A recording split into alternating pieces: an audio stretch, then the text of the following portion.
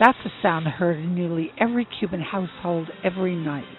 Grains of rice, the basis of island diet, 7 pounds per person, dispensed by the local grocer monthly at a state-subsidized price, just pennies a pound.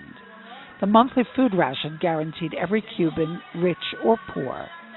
The equivalent of 25 billion pesos a year is spent to assure everyone their basic ration, but consumers pay just over 12% of that amount. The state is left with the rest of the bill. You might think the population is happy with this, but the cost of putting food on the table is one of the most controversial in Cuba, particularly as the government implements reforms that open the economy to some market mechanisms. President Raul Castro is phasing out subsidies on the food ration. Already the variety and amount of foodstuff guaranteed shoppers monthly has been greatly reduced, and it's not enough to last a family more than 2 weeks. Not surprisingly, most Cubans oppose the elimination of this cheap, if bare-bones, supply of basics. But the government argues it can no longer afford the role of the paternalistic state that cares for everyone equally, including those who are better off.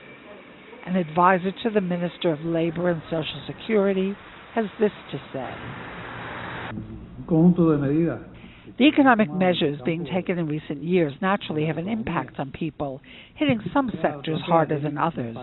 But under the policy that's been set, the country will continue eliminating a number of subsidies on products that are distributed in an egalitarian manner to everyone, regardless of their income, including to those with very high incomes.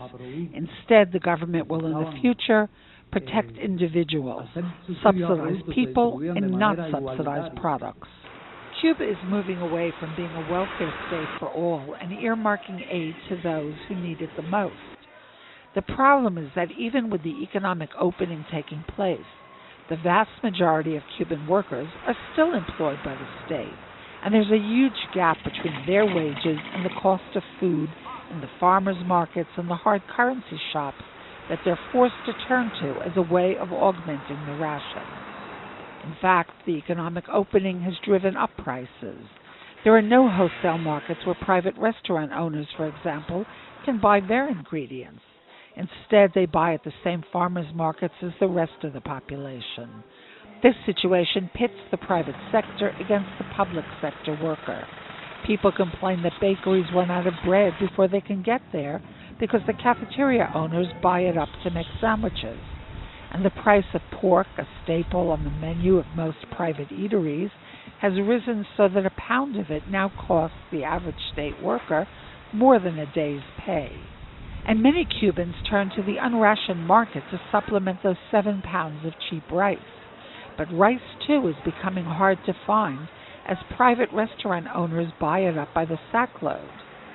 At 500 Cuban pesos, or about $20 US, the equivalent of a month's average salary, and therefore out of reach for the majority.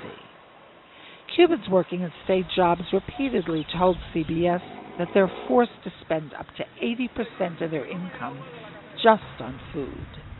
Luckily, health care and education are free, and mortgage payments never more than 10% of a household's combined income. Portia Siegelbaum reporting from Havana for CBS News.